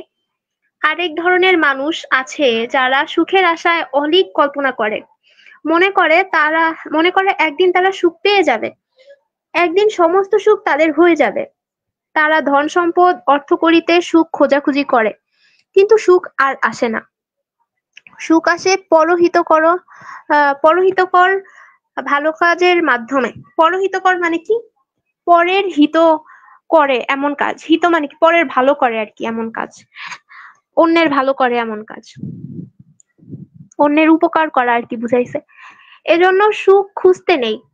মানুষের আমিত্ব বিসর্জন ও পরোপকারী মনোভাব তৈরি হলেই মানুষের মধ্যে সুখ বাসা বাঁধে। আচ্ছা, বুঝলাম। আমরা উদ্দীপক পড়েই বুঝতেছি যে এখানে সুখ কবিতার প্রসঙ্গটা আসবে। দেখো, গ নাম্বার কি বলছে? ধনরত্ন সম্পদ ইত্যাদি আমিত্বে সুখ নেই। সুখ কবিতার আঙ্গিকে তোমার মতামত দাও। বলো, কথাটা কি সত্যি যে ধনরত্ন সম্পদ ইত্যাদি ইত্যাদি আমিত্বে সুখ নাই? আমিত্বে মানে কি? আমিত্ববাদ বলতে হচ্ছে স্বার্থপরতা বোঝায়, মানে সারাক্ষণ নিজেকে নিয়ে চিন্তা করা বোঝায়। বলো, তোমাদের কি মনে হয়?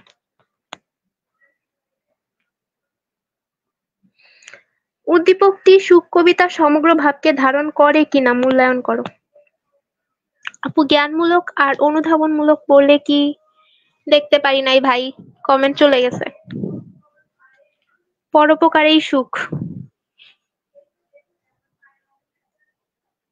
কবিতার আঙ্গিকে মতামত দাও বলতে কি বুঝাইছে? যে কবিতা থেকে কিছু লাইন মানে নিজের মতো করে ব্যাখ্যা করবা, তারপরে আবার এই যে যে উদ্দীপক আছে, উদ্দীপক থেকেও কিছু লাইন নিবা, এরপরে নিজের মতো করে লিখবা। আরেকটা কথা তোমাদের বলে রাখি, তোমাদের অনেকের ধারণা কি যে উদ্দীপক আছে, এবার উদ্দীপকটা তুলে দেই তাইলেই তো পেজ বাড়লো। এইটা কিন্তু করবা না, খবরদার। তোমরা কি করবা? নিজের মতো করে উদ্দীপকটা লিখবা। উদ্দীপক সরাসরি তুলবা না, উদ্দীপকের লাইন সরাসরি তুলবা না। তাহলে কি হবে জানো? তোমার হ্যান্ডরাইটিং যত ভালো হোক, তোমার প্রতি টিচারের অটোমেটিক্যালি একটা ব্যাড ইমপ্রেশন চলে আসবে। টিচার মনে করবে, আরে ও তো চিন্তাই করে নাই, ও শুধু প্রশ্ন থেকে তুলে লিখে দিছে। এই কাজটা করবা না, নিজের মতো করে লিখবা। উদ্দীপকের কাহিনীটাই নিজের ভাষায় এক্সপ্লেন করবা আর কি। আচ্ছা, এরপরে কি আছে দেখো, উদ্দীপকটি সুখ কবিতার সমগ্র ভাবকে ধারণ করে কিনা। না, করে না। এবার আমি অনেকবার বলছি সমগ্র ভাব ধারণ করে কিনা এরকম প্রশ্ন আসছে, কি বলবা? প্রথমেই বলে দিবা যে না, করে না। বুঝছো? তারপরে নিজের মতো করে ব্যাখ্যা করবা যে কোন দিকটা ধারণ করে, কোন দিকটা ধারণ করে না। আচ্ছা, এবার পরের স্লাইডে যাই, চলো।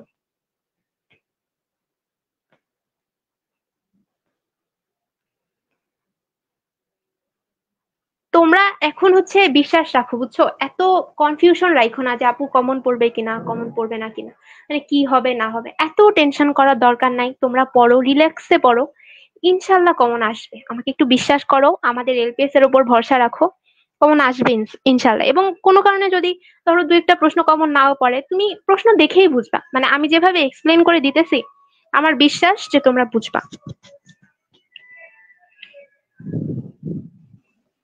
আচ্ছা, আমার কথা স্পষ্ট কিনা একটু বলো তো।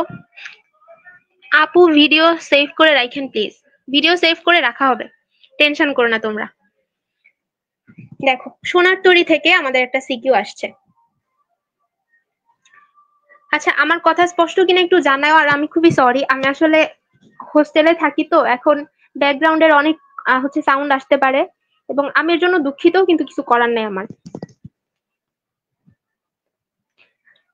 আচ্ছা দেখো, 1498 সালের ভাস্কো দা গামা ইউরোপ থেকে নৌপথে ভারতে আসার জলপথ আবিষ্কার করেন। আচ্ছা, সে বছর তিনি আলিকট বন্দরে উপনীত হন, যা পরবর্তীতে ইউরোপের সাথে ভারতবর্ষের বাণিজ্যকে অনন্য মাত্রায় নিয়ে যায়।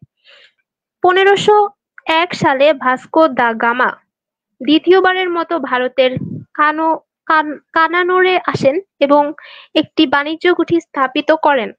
অন্যদিকে 1992 সালে কলম্বাস প্রথমবারের মতন আমেরিকা মহাদেশ আবিষ্কার করেন। তাদেরকে আমরা চিরকাল স্মরণ করি তাদের কর্মের জন্য। ঠিক আছে, বুঝলাম। তার মানে আমরা কি বুঝতেছি এখানে? বুঝতেছি যে এই যে ভাস্কো দা গামা, উনি তো বেঁচে নাই, তাই না? উনি মরে গেছে কবেই, সরি, মানে মারা গেছে আর কি। তো এখন উনি মারা যাওয়ার পরও আমরা কিন্তু ওনাকে মনে রাখতেছি, তাই না? কেন মনে রাখতেছি? ওনার কাজের কারণে মনে রাখতেছি। উনি আমাদের যে উপকারগুলা করে গেছে, হ্যাঁ, ভারতবর্ষের জন্য যা করছে, এর জন্য আমরা ওনাকে মনে রাখি। ঠিক আছে, তার মানে আমরা বুঝতেছি এখানে যেহেতু কর্মফলের সাথে একটা সম্পর্ক স্থাপন করার চেষ্টা করছে, যে কর্মের মাধ্যমে মানুষ বেঁচে থাকে, এই ধরনের কনসেপ্ট আনার চেষ্টা করছে, তার মানে এখানে সোনার তরীর প্রসঙ্গটা আসবে। আচ্ছা, কি বলছে দেখো, উদ্দীপকের সাথে সোনার তরী কবিতার কোন দিকটি মিল পাওয়া যায়, ব্যাখ্যা করো। ঠিক আছে, বলো কোন দিকটা মিল পাওয়া যায়। আমি বলি কোন দিকটা মিল পাওয়া যায়। সোনার তরী কবিতা একটা রূপক ধর্মী কবিতা বলা যায়। কেন? কারণ সোনার তরীতে কৃষক, ধান ক্ষেত, মাঝি, সোনার তরী, এই বিষয়গুলা আসছে। হ্যাঁ, কিন্তু আসলে এই জিনিসগুলার আড়ালে রবীন্দ্রনাথ ঠাকুর আমাদের অন্য একটা কনসেপ্ট দিতে চাইছে। কি কনসেপ্ট? এই যে সোনার তরী কবিতাটা, এটা কিন্তু রবীন্দ্রনাথ ঠাকুরের শেষ বয়সে লেখা, বুঝছো? তো শেষ বয়সে কি হয়, মানুষের মধ্যে মৃত্যু চিন্তা আসে খুব স্বাভাবিকভাবে। সে ভাবে যে আমি মরে গেলে কি হবে, তার মধ্যে একটু বাঁচার ইচ্ছা জাগে। তো সব মিলায়ে রবীন্দ্রনাথ ঠাকুর তার শেষ বয়সে যখন এটা লিখছে, তখন উনি এই যে কৃষক, ধান ক্ষেত, মাঝি, নৌকা, হ্যাঁ, এগুলার মাধ্যমে একটা কনসেপ্ট মানুষের মধ্যে পৌঁছাতে চাইছে। এই যে কৃষককে রেখে মাঝি যে চলে গেল না তার সোনার ফসল নিয়ে, কৃষককে ক্ষেতের মধ্যে একা ফেলে, দুর্যোগপূর্ণ আবহাওয়ার মধ্যে একা ফেলে মাঝি চলে গেল, তার হচ্ছে সব আহ ফসল, সোনার ফসল নিয়ে চলে গেল। এই জিনিসটা আমাদেরকে শিক্ষা দেয় যে মানুষ আসলে থাকে না, কালের পর্দায় মানুষকে, কাল গর্ভে মানুষকে হারিয়ে যেতে হয়, কিন্তু মানুষের যে কর্ম, হ্যাঁ, সেই কর্মগুলা ইতিহাসের পাতায় থেকে যায়, এবং সেই কর্মগুলার মাধ্যমে আমরা মানুষগুলাকে স্মরণ করি। মানে হচ্ছে ব্যক্তি সত্তা আসলে নশ্বর, কিন্তু তার যে কর্ম, সেগুলা অবিনশ্বর, সেগুলা বেঁচে থাকে। তো এই জিনিসটাই আর কি তোমরা নিজের মতো করে লিখবা। আচ্ছা দেখো, এখানে তোমরা বলবা যে আসলে কনসেপ্টটা কি ছিল সোনার তরী কবিতার, এবং সেই কনসেপ্টটা, মেন কনসেপ্টটাই হচ্ছে এখানে ফুটে উঠেছে, এই যে লাস্ট লাইনে ফুটে উঠেছে। দেখো, তাদেরকে আমরা চিরকাল স্মরণ করি তাদের কর্মের জন্য। একজন বলছে যে আমার কমেন্ট দেখলেন না, তুমি আরেকবার কমেন্ট করো। অনেক কমেন্ট আছে তো, আমি খেয়াল করি নাই হয়তো।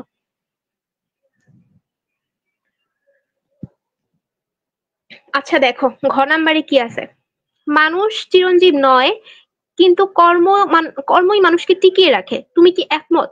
কেন বলো, তুমি কি একমত? সোনার তরী এটা বলছে আর এক, আসলে আমি কমেন্ট দেখতে পারি না, আর বুঝাইছে আরেক। হ্যাঁ হ্যাঁ, সাকিব ঠিক বলছে, সোনার তরীতে বলছে একটা, আসলে এই যে কৃষক, পানি, ক্ষেত, ফসল, মাঝি, তরী, এগুলার আড়ালে অন্য কিছু বুঝাইতে চাইছে। কি বুঝাইতে চাইছে আমি তো এতক্ষণ ধরে তোমাদের বুঝাইলাম আর কি। আচ্ছা, একজন কমেন্ট করছিল, সে আরেকবার কমেন্ট করো, আমি দেখি নাই, দেখলে তো অবশ্যই অবশ্যই হচ্ছে উত্তর দিতাম, তাই না? মানুষ চিরঞ্জীব নয়, কর্মই মানুষকে টিকিয়ে রাখে। তুমি কি একমত কিনা বলো? অবশ্যই একমত। কারণ এই যে আমরা, আমাদের ধর্মেও আছে যে আমাদের মানে প্রত্যেক প্রাণীকেই মৃত্যু স্বাদ গ্রহণ করতে হবে, এবং এটা সত্যি কথা। প্রত্যেকটা মানুষ, প্রত্যেকটা প্রাণী একটা টাইমে মারা যাবে। এখন আমরা কথা বলবো মানুষ নিয়ে, যে হ্যাঁ, প্রত্যেকটা মানুষকেই একটা টাইম পরে বিদায় নিতে হবে, চলে যেতে হবে। এখন জ্ঞানমূলক আর অনুধাবনমূলক পড়লে কি কমন পড়বে? হ্যাঁ পড়বে, পড়বে না কেন? তোমরা হচ্ছে একটা কাজ করবা যে বিগত বোর্ডে আসা প্রশ্নগুলা পড়বা।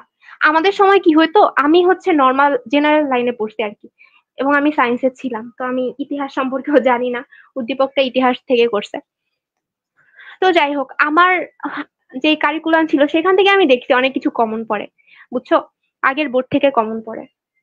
এখন তোমরা বোর্ডগুলা পড়বা, ইনশাল্লাহ কমন পড়ে যাবে। আর আমার হচ্ছে, যদি কারো কাছে গাইড থাকে, গাইড থেকে দেখবা যে ক খ গুলা দেওয়া আছে বোর্ডের, সেগুলা খুব ভালো মতো পড়বা। একসাথে দেখবা ক খ দেওয়া আছে, সেগুলা ভালো মতো পড়বা।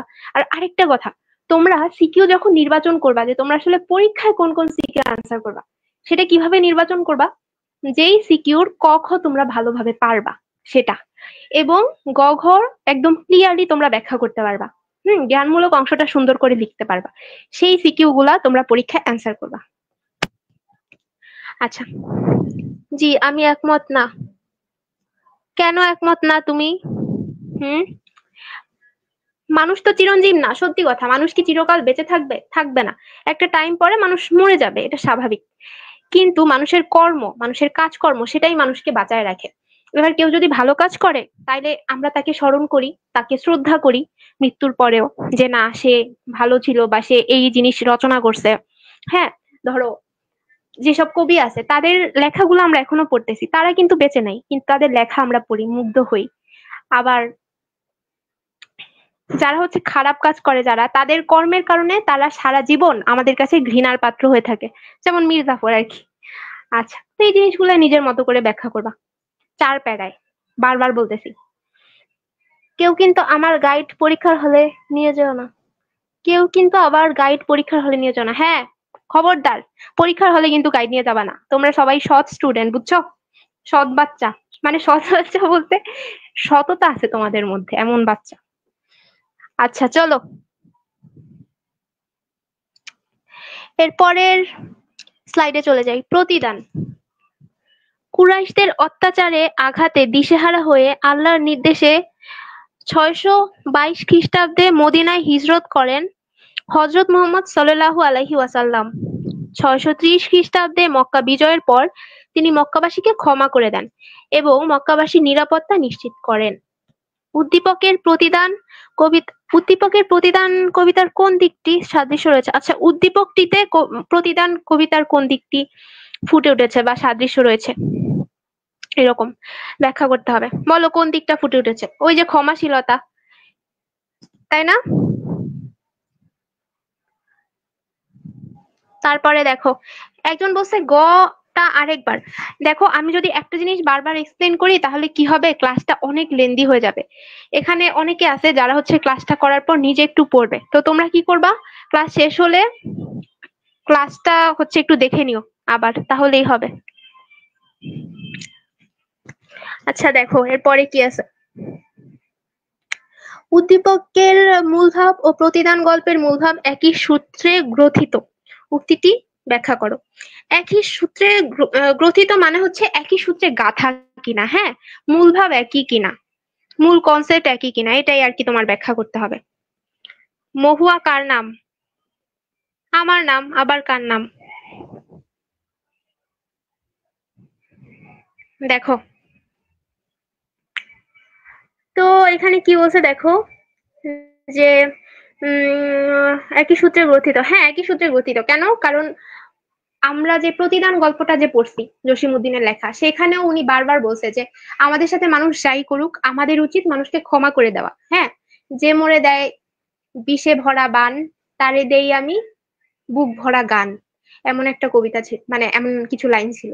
তার মানে কি, যে আমার সাথে মানুষ যাই করুক, খারাপ ব্যবহার করুক, যাই করুক, আমার উচিত তার সাথে ভালো ব্যবহার করা, তাকে ক্ষমা করে দেওয়া।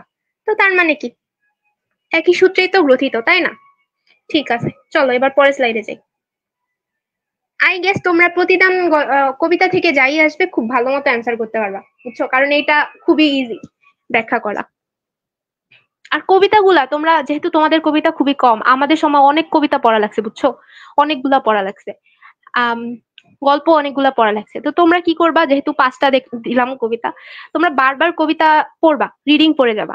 তাহলে কি হবে, তোমরা অটোমেটিক্যালি বুঝে যাবা যে তোমাদের কোন লাইনগুলা ব্যাখ্যা এখানে টানতে হবে বা কি করতে হবে, এবং এমসিকিউতেও তোমাদের অনেক হেল্প হবে আর কি।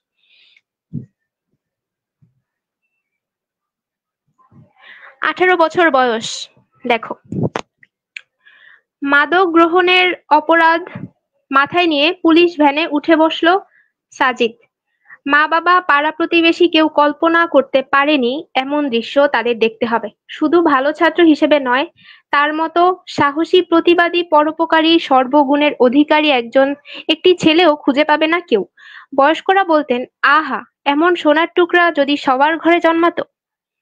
কান্নাজড়িত কণ্ঠে সাজিদের মা বললেন, কিছুদিন ধরে অচেনা একটা ছেলে ওর সাথে দেখা করতে আসতো। ভাবতে পারেনি এত বড় সর্বনাশ হবে। ভাবতে পারেনি মানে পারিনি হবে, এখানে টাইপিং মিস্টেক হয়েছে আর কি। ভাবতে পারিনি এত বড় সর্বনাশ হবে আমার ছেলের। আচ্ছা, দেখো মানে বুঝতেই পারতেছি ওর বয়স যেহেতু কম ছিল এবং সে খুবই পরোপকারী ছিল, অনেক গুণ ছিল ওর মধ্যে, শেষমেশ ও হচ্ছে মাদকে জড়ায় গেছে। তার মানে আমরা বুঝতেই পারতেছি এখানে 18 বছর বয়সের প্রসঙ্গ আসবে। চলো দেখি, এ বয়সে কানে আসে কত মন্ত্রণা। দুর্যোগে হাল ঠিক রাখা ভার উক্তিটি সাজিদের ক্ষেত্রে কিভাবে প্রযোজ্য? বলো কিভাবে প্রযোজ্য? 18 বছর বয়সটা এমন একটা বয়স যেই বয়সে হচ্ছে আমাদের অনেক হচ্ছে মনোবল থাকে, অনেক সাহস থাকে আমাদের মধ্যে, আমরা অনেক প্রতিবাদী হই, আমাদের কোনো কিছুতেই আমরা হার মানি না, এমন একটা টেন্ডেন্সি আমাদের মধ্যে থাকে। কিন্তু এই বয়সটা অনেক ঝুঁকিপূর্ণ। কিভাবে ঝুঁকিপূর্ণ? খুব সহজে বায়াসড হওয়ার একটা প্রবণতা এই বয়সের বাচ্চাদের মধ্যে থাকে, মানে ছেলে মেয়েদের মধ্যে থাকে। বায়াসড জিনিসটা তোমরা সবাই বুঝো, তারপরও বলতেছি, মানে হচ্ছে প্রভাবিত হওয়া, বুঝছো?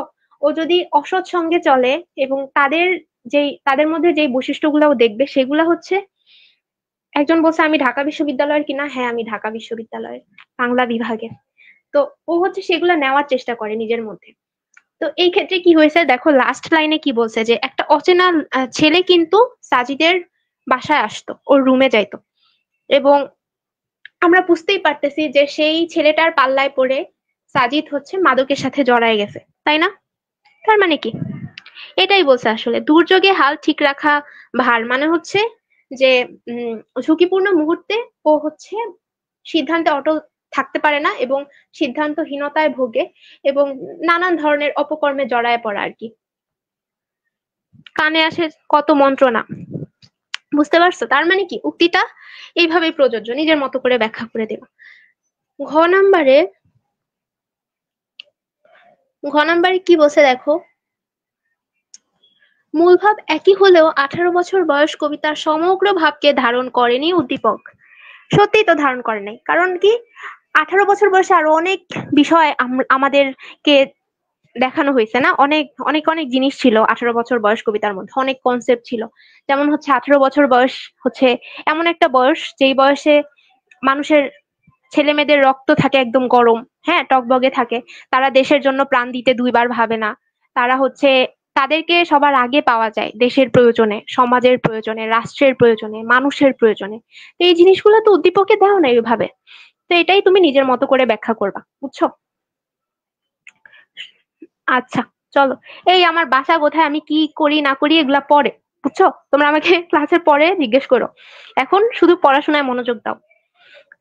চলো, শুধু ছেলেদের,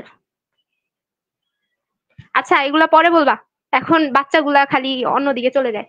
পড়াশোনা করো, মনোযোগ দাও। দেখো, এখন আমরা কি বলবো, ফেব্রুয়ারি 1969। ক্লাসটার বেশিক্ষণ হবে না, তোমরা একটু মনোযোগ দাও। সাবাস বাংলাদেশ, এ পৃথিবী অবাক তাকিয়ে রয়, জ্বলে পুড়ে মরে সারখার, তবু মাথা নোয়াবার নয়। আচ্ছা, উদ্দীপকের সাথে ফেব্রুয়ারি 1969 কবিতার কি মিল রয়েছে ব্যাখ্যা করো। বলো কি মিল রয়েছে, এটা আমি তোমাদের থেকে আমি উত্তরটা নিব, কারণ এতক্ষণ আমি অনেক এক্সপ্লেন করছি। বলো বাচ্চারা। এর পরের প্রশ্ন কি আছে, উদ্দীপকটি যাব আমি তোমার দেশে কবিতার পূর্ণ ভাবকে ধারণ করে না, মন্তব্যটি ব্যাখ্যা করো। বলো গ ঘ, তোমরা বলো, আমি শুনবো, তোমাদের থেকে অ্যান্সার নিব। আপনারা র্যাপিড ব্যাচে যেগুলা দিছেন ওইগুলার পিডিএফ হবে? অনুধাবন আর জ্ঞানমূলক? না ভাইয়া, ওটা তো একটা পেইড ব্যাচ ছিল, ওটার হচ্ছে পিডিএফ এখন শেয়ার করা সম্ভব না। কারণ যেটা হয়, আমরা ওদের কাছে প্রতিজ্ঞাবদ্ধ। তোমরা হচ্ছে গাইড থেকে দেখে নিবা, সমস্যা নাই। আর যদি গাইড নাও থাকে, বইয়ের হচ্ছে রিডিং পড়বা খুব সুন্দর করে। আমি জানি এতদিন ধরে পড়ছো তোমরা, এখন হচ্ছে ওই গুরুত্বপূর্ণ লাইনগুলা যেগুলা হাইলাইট করছিলা সেগুলা আর কি দেখবা, বারবার দেখে যাবা। এখন তো নতুন করে পড়ার আসলে টাইম নাই, তাই না?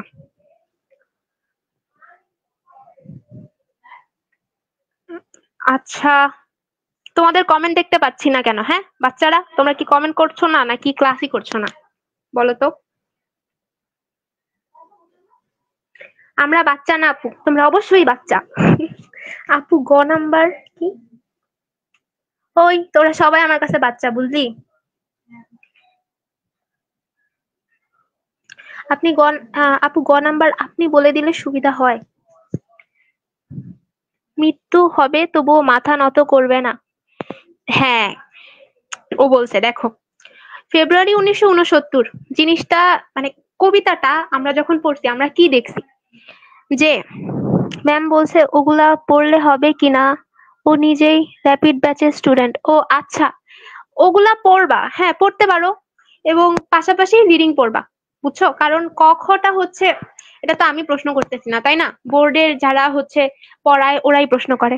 তো তোমরা পড়বা, আমি গুরুত্বপূর্ণ দেখিয়ে দিছি, সেগুলো পড়বা, পাশাপাশি বই রিডিং পড়বা আর কি। শুধু সেগুলার ভরসায় গেলে তো হবে না, তোমরা এখন আলিম দিবা, আলিম পরীক্ষা দিবা। আচ্ছা ঠিক আছে, এবার আমি বলি, দেখো ম্যাডাম এই কবিতাটি আমি আগে কখনো করি নাই, এজন্য উত্তর দিতে পারছি না। আচ্ছা, কবিতা কখনো পড়েন নাই, তারপরে এখন পড়ে যাবেন, আপনাদের টাইম আছে। ফেব্রুয়ারি 1969 কবিতাটায় হচ্ছে যে কনসেপ্টটা আছে, এবং এখানে কি বলছে যে কি মিল আছে, কি মিল আছে আমি দেখাই তোমাদের। এই যে সাহসিকতার ব্যাপারটা, যে এই পৃথিবী অবাক তাকিয়ে রয়, কি জ্বলে পুড়ে মরে ছারখার তবু মাথা নোয়াবার নয়। 1969 সালে মানে গণ অভ্যুত্থানের সময় কি হয়েছিল, যে অনেক মানুষ কিন্তু মারা গেছিল, তাই না? ফেব্রুয়ারি 1969 টা আসলে ফেব্রুয়ারি মাসের সাথে 1969 সালের যেই গণ অভ্যুত্থান হয়, মানে ফেব্রুয়ারি মাস মানে ভাষা আন্দোলন, বুঝতেই আছো। এই ভাষা আন্দোলনের সাথে গণ অভ্যুত্থানের যে কানেকশনটা, সেটাই আর কি তুলে ধরা হয়েছে কবিতার মধ্যে। এবং পাশাপাশি কি বলছে যে সুন্দর একটি ক্লাস, আচ্ছা থ্যাংক ইউ। তো কি বলছে, যে ফেব্রুয়ারি মাস মানে ভাষা আন্দোলনের সাথে গণ অভ্যুত্থানের একটা কানেকশন কবিতার মধ্যে দেওয়া হয়েছে। এবং এই কবিতাটার মধ্যে দেখাইছে যে বাঙালি জাতি কতটা সাহসী, এবং তাদের মধ্যে দেশপ্রেম কতটা ছিল। হুম, তাদের দেশপ্রেম এতটা তীক্ষ্ণ ছিল যে তারা বারবার দেশের জন্য প্রাণ দিতেও কিন্তু পিছপা হয় নাই। ভাষা আন্দোলনের সময় ভাষার জন্য দিছে, গণ অভ্যুত্থানের সময় মানে 1969 সালে তারা কি করছিল, তারা হচ্ছে নিজেদের যে অধিকার সেটা ছিনায় নেওয়ার জন্য ভাষার অধিকার, ফেব্রুয়ারি মাসে মানে ভাষা আন্দোলনে ভাষার অধিকার ছিনায় আনার জন্য আন্দোলন করছিল, এবং গণ অভ্যুত্থানে অধিকার ছিনায় আনার জন্য আন্দোলন করছিল।